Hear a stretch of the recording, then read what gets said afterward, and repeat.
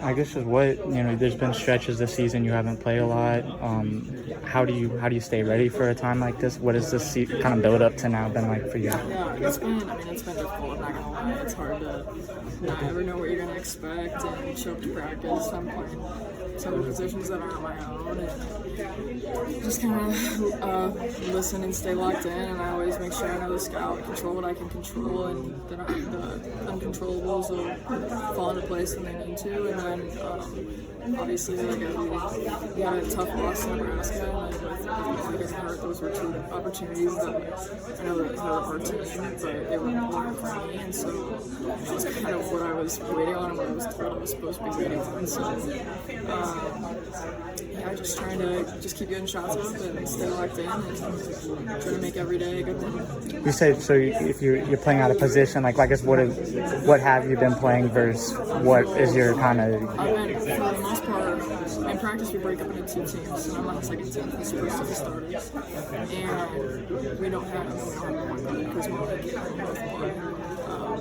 in the first group, and so I've been playing the one like all year in practice, which is fine, and I've got some different experiences out of that, especially since we run a lot of things for Taylor McCabe, and since we're running a lot of things for the other, and so that's been fine. But then it means when I get in games and I'm number two, then you just don't have time to like reps at that spot, which is supposed to be my position. That's what I'm good at. So I mean, it's good because I feel like I've added versatility in my game, and I can do both now, and I know that I'm not just a shooter, I'm going to be a three-game scorer next year, and I've stopped moving that, and yeah, I'm looking forward to it. I do look forward to the chances I get to move off the ball. What do you, for now, what do you view as your role, NCAA tournament? What do you want to provide when you come off the bench? It's a good question. I mean, I never know when I'm going in. If I'm going in, I don't. So I mean, I'm going to show up to every game like I'm going to play big minutes. I mean, it's kind of the attitude you have to have. If that doesn't happen, I'm going to cheer my butt off for my teammates and support them to the highest ability.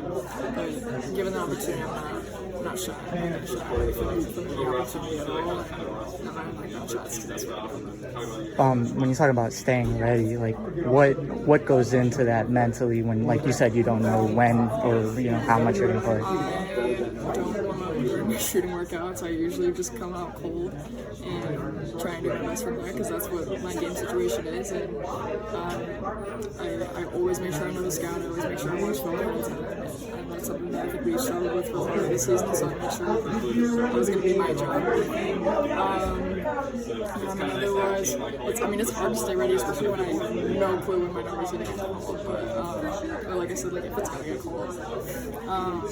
But I think I've tried to stay ready this whole year, and it paid off in the end. So it kind of just teaches me a lesson for game by game as well.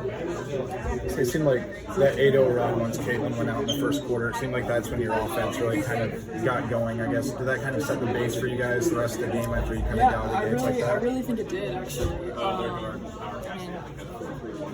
You always want to make an impact when you come in the game, right? So just to see it be like that immediately was really kind of for me. And I really think that we played with a lot of pace, and we were just looking to move the ball, and that's when we're really good, is when we have to guard everybody, and we push the ball, and we played a faster pace than the other team, and so I think we just got back to our fundamentals for a little bit, and then obviously we kept working on it. I was going to say, the first quarter you gave up 21. I think they only scored one basket in the second quarter. I mean, was it tightening up the perimeter rotations, or was it just doubling the post, keeping out 13's hands? Or keeping out 13's hands for sure, yeah.